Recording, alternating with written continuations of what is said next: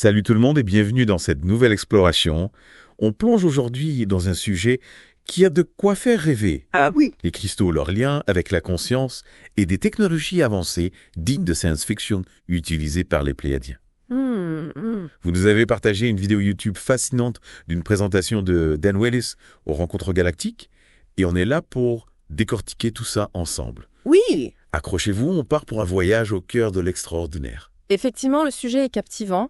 Dan Willis, figure importante du mouvement pour la divulgation, Oui. affirme avoir reçu des informations incroyables sur les cristaux et leur utilisation par des civilisations extraterrestres. Et tout commence par une histoire digne d'un film d'espionnage. Tout à fait. En 1969, alors qu'il travaillait pour les communications navales américaines avec une habilitation top secret, il reçoit un message codé. Ah. Ce message, provenant d'un navire au large de l'Alaska, décrit un objet non identifié décollant à une vitesse folle, plus de 12 000 km à l'heure. Imaginez le choc pour Dan Willis, confronté à un phénomène aussi inexpliqué que fascinant.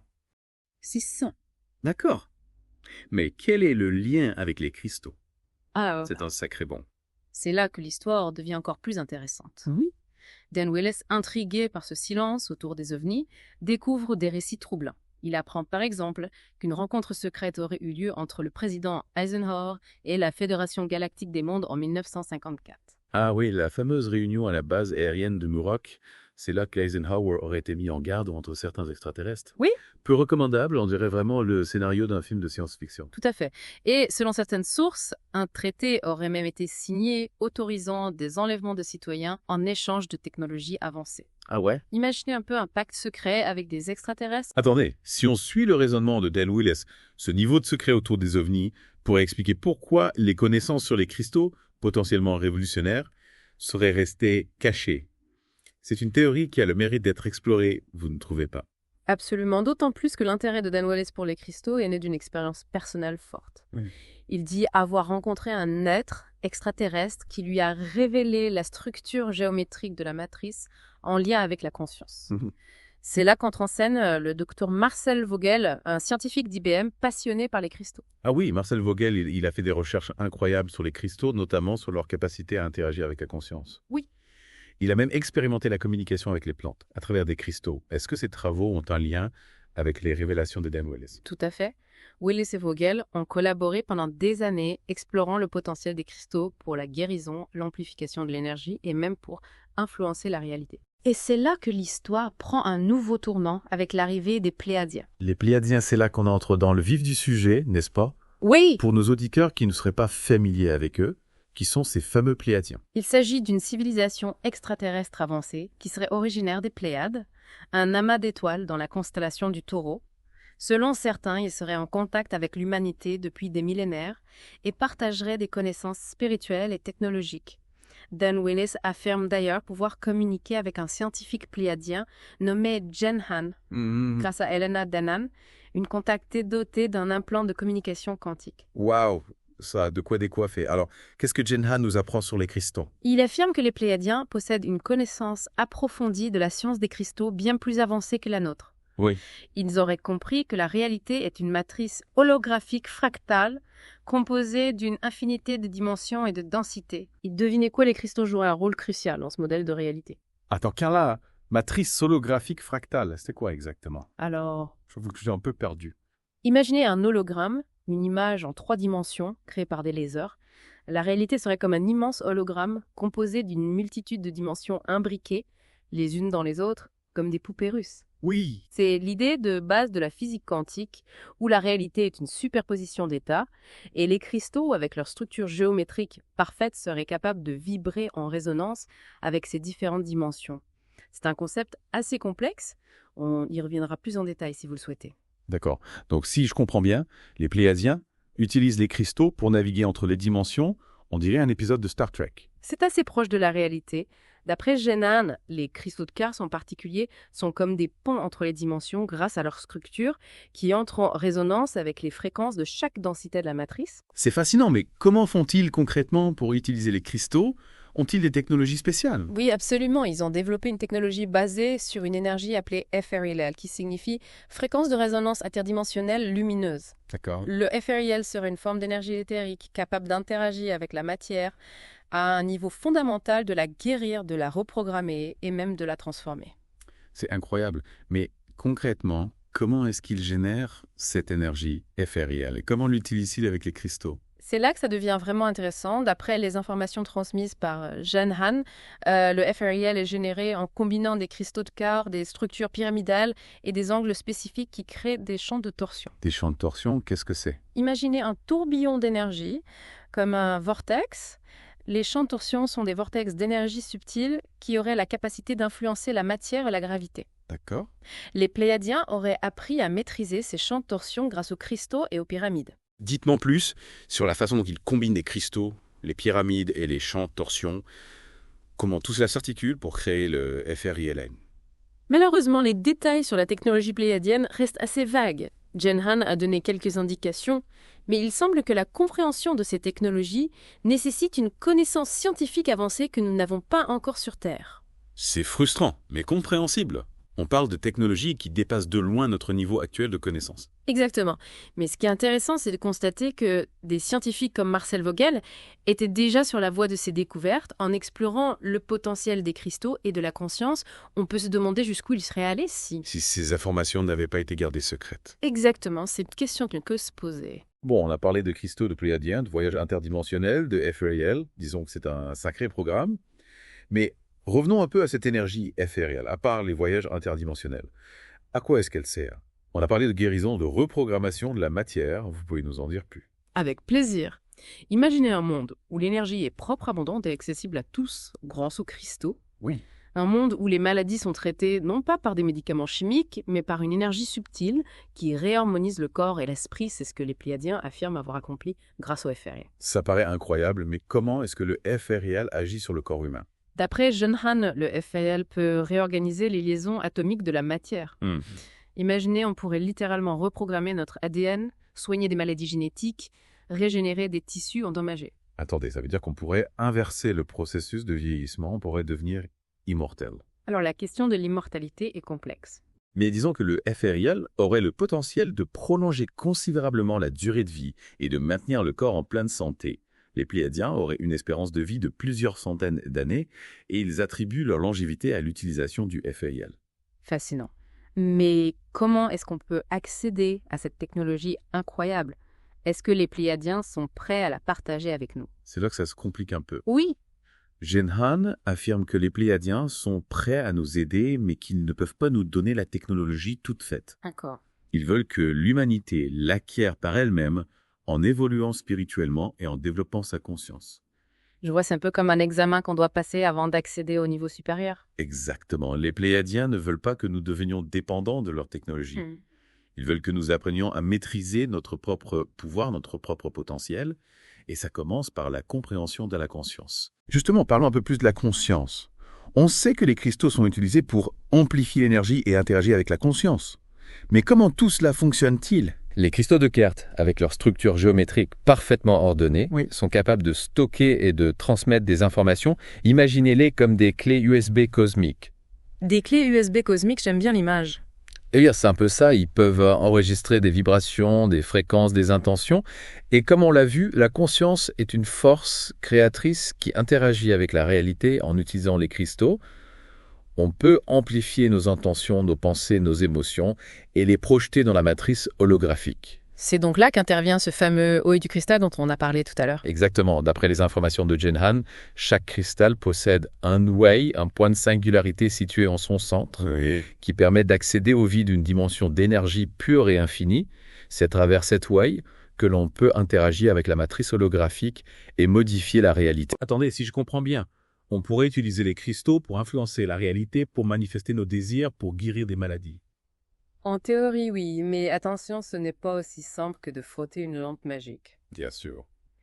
Il faut une compréhension profonde des énergies en jeu, une intention pure et une connexion forte avec son soi supérieur. Bien sûr, ça paraît logique, mais dites-moi comment est-ce qu'on active cette wave du cristal? Y a-t-il une technique particulière? Oui, il existe des techniques spécifiques qui ont été transmises par Jeanne Han à Dan Wallace. Il s'agit de stimuler le cristal de manière piézoélectrique. Piézoélectrique, qu'est-ce que ça veut dire? C'est la capacité de certains matériaux, comme le quartz, à produire une charge électrique lorsqu'on leur applique une pression mécanique. D'accord. En stimulant le cristal de cette manière, on crée un vortex d'énergie qui active l'œil du cristal. Intéressant. Et comment est-ce qu'on fait ça concrètement? On appuie sur le cristal, on le frotte, on le chauffe. Il existe plusieurs techniques. Mais l'une des plus courantes consiste à utiliser des ondes sonores spécifiques. Dan Willis a d'ailleurs développé un appareil qui émet des fréquences précises pour activer l'œil du cristal. Ah oui, on en a parlé tout à l'heure. C'est cet appareil qui permet aussi de purifier et de charger les cristaux, n'est-ce pas? Exactement. Cet appareil utilise des fréquences sonores harmoniques qui entrent en résonance avec la structure cristalline du quartz. C'est un peu comme accorder un instrument de musique pour obtenir une vibration pure et puissante. Donc si on résume, pour utiliser le plein potentiel des cristaux, il faut les purifier, les charger et activer leur wave en utilisant des fréquences sonores spécifiques. C'est bien ça. Oui, c'est l'idée générale, mais il est important de le faire avec respect et discernement, en comprenant bien les énergies en jeu, n'oublions pas que les cristaux sont des êtres vivants, des consciences minérales, qui méritent notre attention et notre gratitude. C'est vrai, on a tendance à l'oublier parfois, mais dites-moi, est-ce que tout le monde peut utiliser les cristaux? Est-ce qu'il faut des capacités spéciales? Pas forcément, tout le monde possède un potentiel énergétique et une capacité d'interaction avec les cristaux, mais il est vrai que certaines personnes ont une sensibilité plus développée que d'autres. Et comment est-ce qu'on peut développer cette sensibilité? Par la méditation, la contemplation, la connexion à la nature, l'écoute de soi, il s'agit de calmer le mental, d'ouvrir son cœur et de se connecter à l'énergie subtile qui nous entoure. Donc, si je comprends bien utiliser les cristaux, c'est bien plus qu'une simple technique, c'est un cheminement spirituel. Tout à fait, c'est une invitation à explorer notre monde intérieur, à développer notre conscience et à nous reconnecter à la source de toute création. C'est une belle perspective, mais revenons un instant à la technologie pléiadienne. On a parlé de guérison, de modulation de la réalité. Est-ce qu'ils utilisent le FRAL pour d'autres applications, par exemple pour les voyages spatiaux? Oui, absolument. Les Pléiadiens utilisent le FRAL pour propulser leurs vaisseaux spatiaux. Ah oui, Après Genhan, ils n'utilisent pas de carburant conventionnel. Il y a des générateurs d'FRAL qui créent des champs de torsion capables de manipuler la gravité et de se déplacer à des vitesses supraluminiques. des vitesses supraluminiques, c'est plus vite que la lumière, mais c'est impossible. Selon la physique einsteinienne, oui, c'est impossible. Oui. Mais les Pléiadiens auraient découvert des lois physiques qui dépassent notre compréhension actuelle. Ils affirment que la vitesse de la lumière n'est pas une limite absolue et qu'il est possible de la dépasser en utilisant des champs de torsion. C'est mind-blowing. Mais si c'est vrai, pourquoi est-ce qu'on n'a jamais détecté de vaisseaux spatiaux pléiadiens? Il y a plusieurs explications possibles. D'abord, les Pléiadiens sont très discrets. Ils ne veulent pas interférer avec notre évolution. Ensuite, leur technologie est tellement avancée qu'elle est probablement indétectable pour nos instruments. D'accord. Et enfin, il est possible qu'ils utilisent des dimensions supérieures pour se déplacer, ce qui les rendrait invisibles à nos yeux. C'est une hypothèse fascinante. Mais dites-moi, est-ce que les Pléiadiens nous ont donné des indications sur la façon de construire un générateur de FRIL? Malheureusement, non, ils ont donné quelques indices, mais pas de plan détaillé. Ils insistent sur le fait que nous devons trouver la solution par nous-mêmes. C'est un peu frustrant, mais de notre côté, c'est un défi stimulant. Imaginez si on arrivait à développer cette technologie sur Terre. Ce serait une révolution, on pourrait dire adieu aux énergies fossiles, aux centrales nucléaires, à la pollution. On pourrait voyager dans l'espace, explorer d'autres planètes, rencontrer d'autres civilisations. C'est un rêve qui pourrait devenir réalité. Si on arrive à percer les secrets du FRIL, mais pour cela, il faut d'abord comprendre le pouvoir de la conscience et apprendre à l'utiliser de manière responsable. Exactement, le FRIL n'est pas une baguette magique. C'est un outil puissant qui doit être manié avec sagesse et amour. Dites-moi, en parlant d'amour, est-ce que les Pléiadiens nous ont parlé de leur société, de leur mode de vie? Est-ce qu'ils vivent dans l'amour et l'harmonie, comme on le dit souvent? Oui, Genhan a donné quelques informations sur la société pléiadienne. Il décrit une civilisation pacifique basée sur la coopération, la solidarité et le respect de la nature. Ils n'ont pas de gouvernement centralisé, ni d'armée, ni de système monétaire. C'est une utopie. Mais comment est-ce possible? Comment font-ils pour gérer une société sans argent, sans loi, sans hiérarchie? D'après Genhan, leur société est basée sur la conscience collective. Oui. Ils sont tous connectés les uns aux autres par télépathie, ils partagent leurs ressources, ils prennent des décisions ensemble par consensus. C'est incroyable, mais comment est-ce qu'ils font pour éviter les conflits? Il y a forcément des désaccords, des différences d'opinion. Bien sûr, mais ils ont développé une grande maturité émotionnelle et spirituelle. Ils ont appris à gérer leurs émotions, à communiquer de manière authentique, à résoudre les conflits pacifiquement. C'est un modèle de société inspirant, mais est-ce réaliste de penser qu'on puisse reproduire un tel modèle sur Terre? C'est une question complexe. L'humanité est encore loin d'avoir atteint ce niveau de conscience, mais rien n'est impossible. Si les Pléiadiens ont réussi, pourquoi pas nous? C'est vrai, il faut garder espoir. Mais comment faire pour évoluer dans cette direction? Est-ce que les Pléiadiens nous ont donné des conseils? Oui, Jenhan a insisté sur l'importance de la méditation, de la connexion à la nature, du développement de l'amour et de la compassion. Il a également parlé de la nécessité de se libérer des systèmes de contrôle qui nous maintiennent dans la peur et la séparation. C'est un beau programme, mais ça demande un engagement personnel et collectif important. Tout à fait. La transformation de la société commence par la transformation de soi-même. Chacun d'entre nous a un rôle à jouer dans ce processus d'évolution. On a parlé de beaucoup de choses aujourd'hui. Cristaux, énergie, éphériel, conscience, société pléiadienne, c'est un sujet tellement vaste et fascinant. Mais avant de conclure cette partie de notre exploration, j'aimerais revenir sur le modulateur de réalité. Ah oui, le modulateur de réalité, c'est l'une des technologies les plus fascinantes que les Pléiadiens utilisent avec les cristaux. Exactement, vous pouvez nous en dire plus comment ça marche, à quoi ça sert. D'après Jen Han, le modulateur de réalité est un appareil qui permet de projeter des intentions dans la matrice holographique et d'influencer la réalité. Il utilise un cristal de quartz activé et amplifié par le éphériel pour focaliser l'intention et la diffuser dans l'univers. C'est comme une machine à exaucer les vœux. Pas exactement, ce n'est pas aussi simple. Le modulateur de réalité ne fonctionne pas comme une baguette magique. Il amplifie l'intention de l'utilisateur, mais l'univers a toujours le dernier mot. Donc si je comprends bien, on ne peut pas utiliser le modulateur de réalité pour obtenir tout ce qu'on veut. Non, bien sûr que non. Il faut que l'intention soit alignée avec le bien supérieur, avec l'harmonie de l'univers. C'est une notion importante, mais concrètement, à quoi sert le modulateur de réalité? Donnez-nous des exemples. Les Pléiadiens utilisent le modulateur de réalité pour de multiples applications. Par exemple, pour la guérison, ils peuvent projeter des fréquences de guérison dans le corps d'un patient pour l'aider à se rétablir. C'est une application incroyable. Et est-ce qu'ils l'utilisent pour d'autres choses? Par exemple, pour influencer le climat, pour résoudre des conflits? Oui, ils utilisent le modulateur de réalité pour harmoniser l'environnement, pour apaiser les tensions, pour favoriser la paix. Ils peuvent aussi l'utiliser pour créer des champs de protection énergétique autour de leur vaisseau ou de leur cité.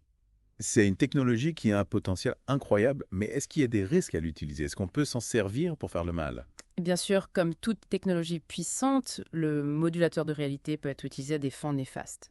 C'est pourquoi les Pléiadiens insistent sur l'importance de la sagesse de l'amour et de la responsabilité. Oui. Ils ne partagent cette technologie qu'avec des êtres évolués spirituellement qui ont démontré leur capacité à l'utiliser pour le bien de tous. Je vois, c'est rassurant, mais dites-moi, est-ce que les Pléiadiens ont donné des indications sur la façon de construire un modulateur de réalité? Est-ce qu'on pourrait en fabriquer un sur Terre?